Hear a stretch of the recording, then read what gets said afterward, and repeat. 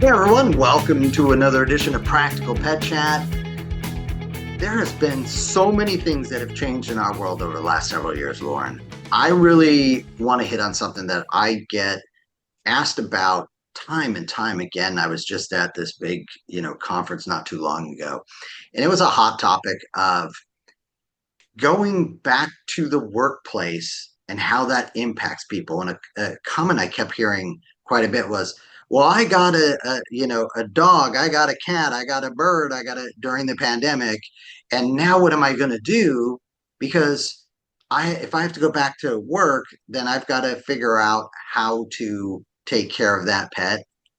And in some ways, I'm kind of stunned, to be honest, because your life is going to change throughout the time that you are a pet parent.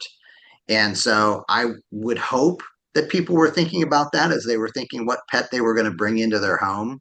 I know my kids and my wife will tell you, I am adamant about when we take in a pet being, we have a responsibility and we will have the family meeting and the like, hey, what happens and all that. So we're probably a bit over the top, but I mean, just the cursory, like, hey, here's my current situation, and where do I see I'm going to be over the lifetime of this being should be a starting point. But apparently it's not. So, yeah, I have mixed feelings about this.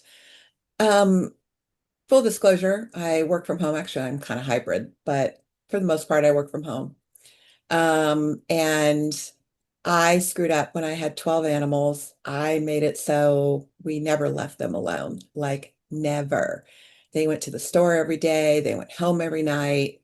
We didn't take a vacation for the length of their lives. And when you have 12 of them, that's a long freaking time because you don't get them all at the same time.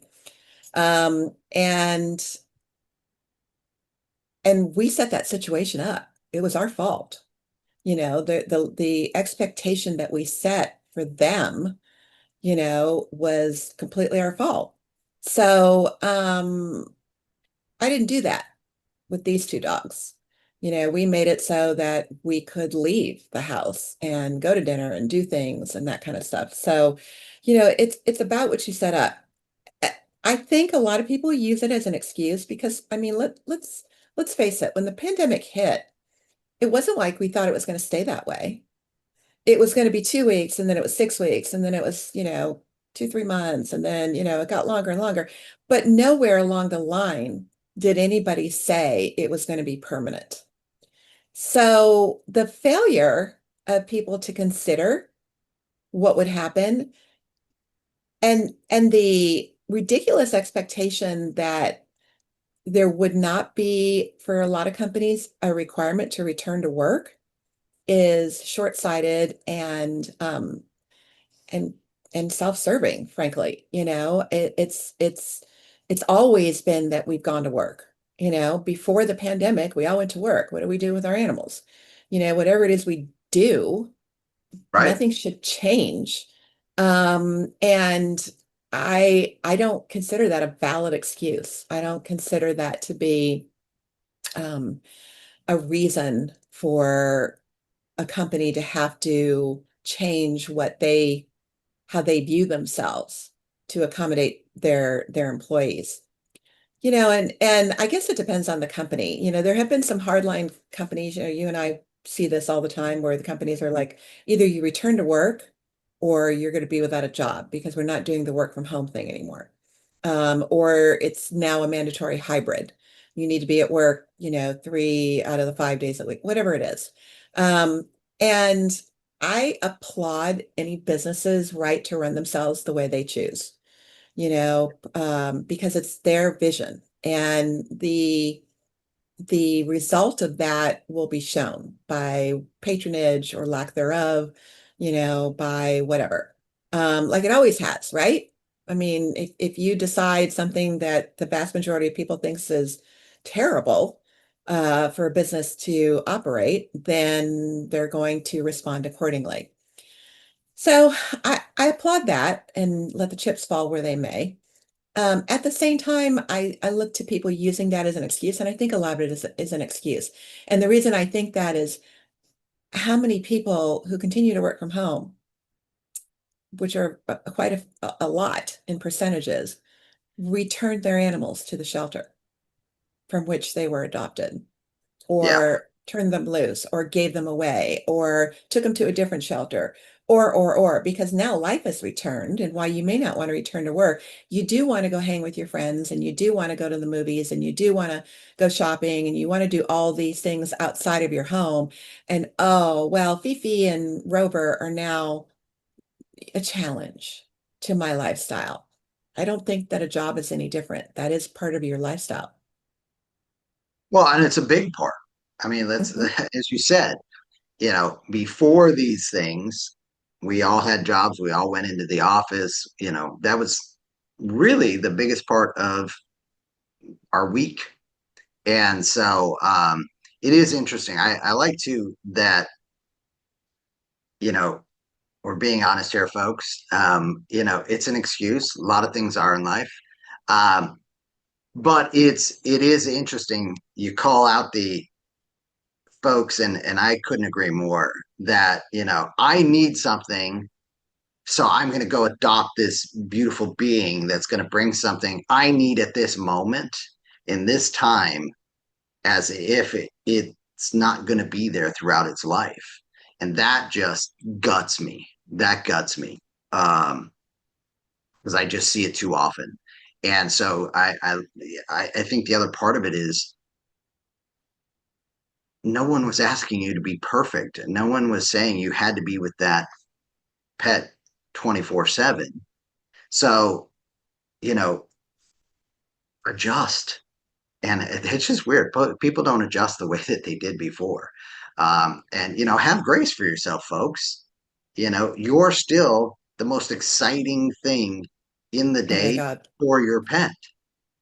And so, there may be a little bit less time that you have, sure, you know, but that doesn't mean that that same, dopamine hit and excitement from your pet when you walk through the door is there at, 2 o'clock in the day versus 6 o'clock when you get home from work, you know.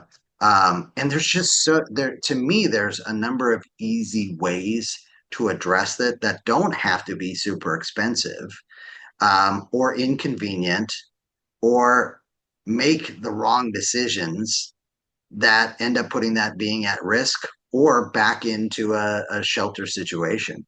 So I love that you hit on that, and I just think that um, overall too, it's kind of shown some of the selfishness that is out there, and it's well, I need this now, and I mean, I think back, I won't call out the celebrity, but I remember they were well known for little tiny dogs, and they were an accessory, if you will, and then it was like, people are like, this is, not right. I happen to, know some of those folks that were being accused of that type of thing. And I can tell you one of the fun things when I have been in that situation with celebrities, I have seen them have entourages to take care of their makeup, their clothing, their this, their that. And yet they would stop and pick up their dog or their dog poop just like the rest of us. And that was when I knew I could bond with them and view them as a regular person and not have to worry about any kind of, attitudes and all that. It's that same thing. I mean, this notion of, okay, how do we deal with, going back to work? Do we need to have, you know, massive changes? Should we have? And this is what really prompted it for me. I had someone because of my background in the work world. It's like, do you think there should be a push for doggy daycares at the workplace? And I thought to myself, well, hell yeah, that'd be amazing, right? Except that I'd get less work done because now I've got other people's dogs to go play with as well, right? And Sugar, Zoe, Belle, they'll all let me get my work done. And, the 2-minute check in is what we both need. and then I'm back and focused, and I'm probably operating at a higher level because oh, I feel good. Um, I think I've that's a seen, terrible idea. yeah, and that's what I said. I'm like, No, I but mean even from a beyond, liability standpoint. well, no, and that's what it's just. Not only that, I mean, you're talking about too bringing in such potential chaos, different needs, all the rest of that, and yeah, I mean, people get fierce, and I just yeah, Yeah. liability is one thing, but also too, it's unique. So I don't know.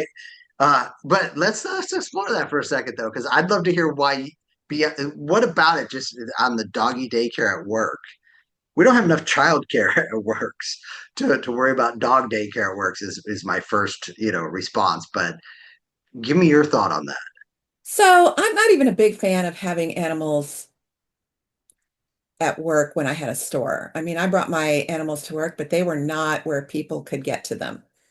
I had a crew that was in my office, and I had a crew that was in the back. And I had one dog that was up front, and I had a gate blocking her from anybody being able to get to her because, who knows? She was the sweetest dog on earth. But you never know if a dog is going to bite because it's about their perspective. And the issues that come with that are always against the dog, no matter what the human did. But, there's also the perspective of incoming dogs. Some dogs are socialized, some dogs are not. Some dogs don't like other dogs. Dogs can be intimidating. Who's going to manage that? How are you going to control that? The liability falls on the business who's providing that service. Yes. And somebody takes their eye off the ball, and doesn't know how to read the body language the right way. You have turnover, and you know how hard it is to find people who can read body language, Yeah. and then the turnover, and then who manages the vaccination records if you're going to require Right. vaccines. All the rest of that.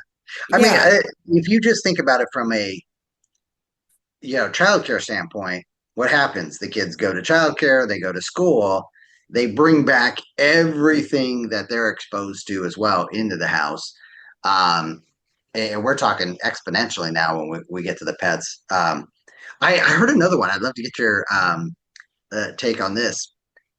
That companies should have a rotating uh, pet visit service. So someone to go either check in on the pets or what. And I was just like, well, what's next? Is it, hey, they should have a pet, I mean, not a pet, but a chef service and then a laundry service and yet there have been companies who have done some of these things. They don't do them now. But yeah, it's just really, it's interesting. So are you talking about going to the employee's house to check on Yeah, their where, animals? where they would hire one of the like dog walking services, Right. doggy adventure type things Sure, that sure. go stop in for 20 minutes at employees A's place, take care of the pets, engage, make sure they're safe, and then move on, and then move on, and then move on, finishing with, employee six that day. And then Uh-huh. next day they're on to somebody. And I'm just like, and again, the liability, I mean, it's always the Huge. stopping. Yeah. So to me, that's always just the number one stopping point. Well, now But you have more liability. You have not just the animals and what can be contracted from animal to animal, but you have a unknown human in your house that has access to your property. everything. Yeah. I mean, and especially these days, I mean, I always Oh wanted to be a God. famous quarterback, but we've seen what happens to all these famous people whose schedules are out there. So I never leave my home, people. So just kidding, I do. But Bella's here. So, and if not Bella, Gaia will get you. So, but from the standpoint of getting back to that original thing of for me, it's like, hey, listen, obviously they're extremely important, but that's a decision you're making and should be considering up front because life is going to continue. The planet continues to spin. So it shocks me when I hear, well, my employer isn't sympathetic because my needs are for this or I'm not leaving the house. Okay. you know, because I can't do it because my dog would be, my cat would be, my bird would be. And I'm like, I'm pretty sure they'd be okay. In So fact, let's turn this around for a second. Let's turn this yeah, around. yeah. People have two-legged children. Hmm. To us, to you and I, our four-legged children are just like our two-legged children. So when I mean, why aren't pet parents going, well, I couldn't take my child to school during the pandemic. I had to homeschool, and as soon as school opened up, didn't stop those parents from taking their kids back to school. I mean, some did, but you know what I mean, percentage Right. wise, because people have lives and they need to do shopping and they need to have time to do whatever it is they do, work out, Pilates, whatever, whatever lives that they have going on. They didn't use their child to say, well, I have my child now 24/7, so I can't do any of that stuff. It's an excuse. It's the um this is what I want and this is what I think I can utilize to manipulate that want. And I don't think and employers are all different. So, if you're the warm and fuzzy employer that wants to try to find a way to utilize that into your plan, I'm not telling you not to do it. I'm just saying that on a large scale for larger companies, it's ridiculous to think that they can come up with ways to accommodate that and the cost involved. And if people come back and say, well, now I have to pay additional costs to have somebody come in and check on my animal, well, you actually don't because people have done it for years. But let's say you do. Okay. Did you have children? Because did you incorporate the additional costs that it was going to take to put your kid into daycare, take your kid to school, get after school care, anytime you go out, anything you want to do, all of that, everything you do in life, you should be thinking of the long-term ramifications. And it's easy to say, well, I don't need to think about that when I'm buying a car today. Your car is not living and breathing. And your comment earlier about nobody is asking you to be perfect. Some of the happiest animals on earth live with homeless people who have none of the pleasantries, who have no home, who sleep outside, and you'll see them, bonded and cuddled up to their human no differently and sometimes even more greatly than a dog whose pet parents give them everything. It is not a dogs don't think like that. Animals don't think like that. Well, cats might.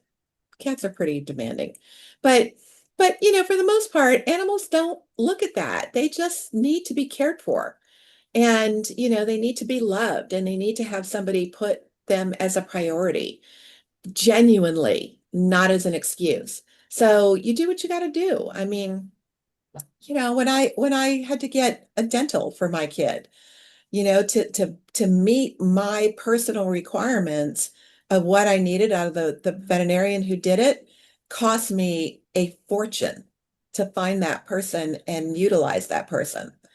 And I went into it fully aware of that commitment. Can everybody do that?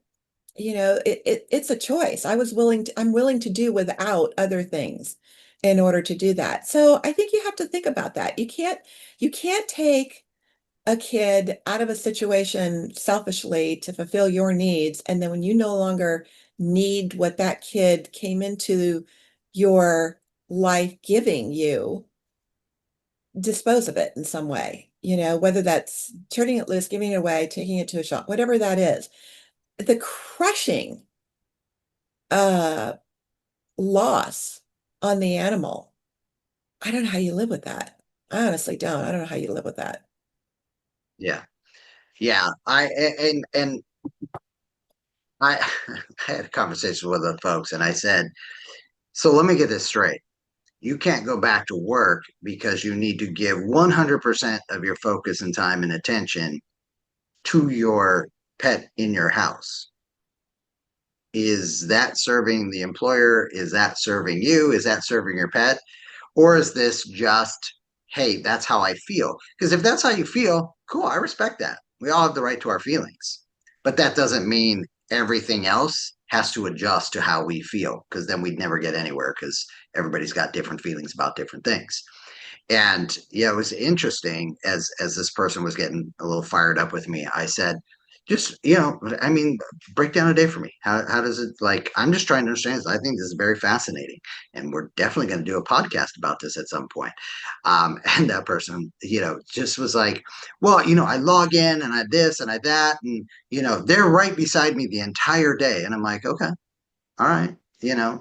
Um, when you're not around, like let's say you have to go buy groceries, or you have to go, run an errand, you have to go visit a human being at some point. Is the dog with you the entire time? Is they not? And by the way, I know there are people that are like that. There are some folks, they're attached at the hip. Dog's name should be Shadow. You know, that is the exception, not the rule. And I just see so many people though clinging to this. Well, this is just cold hearted. And you read the comments that go out in these different groups, and I've seen them for so long now. It wasn't until someone that caught me off guard with their statement of like, I can't go back and I'm just gonna have to find a new job. And I'm like, wow, that just seems so extreme. You've had this job for a long time. And I love your point. You had it pre-pandemic and you had pets. But now post pandemic, something has changed where that's now your new line in the sand. Hey, far be it for me to tell you you're wrong, but you're certainly adding, a layer that I'm not sure I would go to. Do people honestly think that when they're on those groups, on their phone, on their computer, they're logging in to do their work or whatever, that they're with their animal? Yeah, I think the impression is, and so this is where I'm divided, right? The impression is I'm there in the room, and so I'm providing safety, comfort, all that. To an extent, sure, but that doesn't mean they couldn't find much of that, and maybe then some. Because if we get into the mental stimulation of things and all the rest of that, Belle loves being next to me. I have her in my office all the time. But she gets bored. She wants to go outside. She wants to watch the squirrel circus perform. She wants to see the birds. She wants to, ground herself on the actual, grass and ground. So to me, she doesn't have to be a shadow when she's So around. that you're Great. talking about the dog that the other day when you and I were on the phone together and you were just coming home, she was in the pool because she was so devastated that you were She gone was torn apart that Dad was not there, that she hovering went over her. swimming. And then when she Yeah, saw you, she came out, gave you a big grin, and jumped back in. jump back in. I Yes. mean, come on, this is transference. This is wanting to, Yeah. and my dog's Well, pout. and When we're, I'm not someone I'm able to work like you. oh, I know. But I mean, my dog's But pout I when will I'm say, leaving. no, that's the whole thing, where it's just like, you're right. And that's the funny thing, because it's hard to say that to people these days because everybody gets offended about everything. Oh my Uh, gosh. but you can't say like the dog doesn't fall apart, you fall apart. Okay. Let's talk about that. Let's work on that. Because there are a lot of things we can do, and you and I have talked about some of those to make the environment and the time away from us. And by the way, that's healthy anyway. I mean, that's healthy for humans. Yeah. It's healthy for pets. But yeah, no, interesting topic. Just one that, like I said, this person really caught me off guard, and it is really stuck with me as unfortunately all of you have just heard for the last half hour. But what's your thoughts? What's your feelings? Let us know. Send us an email, practicalpetchat@gmail.com. Sometimes we go off on these unique ones, and I hope you found some enjoyment out there. I appreciate you joining us. I look forward to seeing you again next week. Thanks again, Lorin. Bye, guys.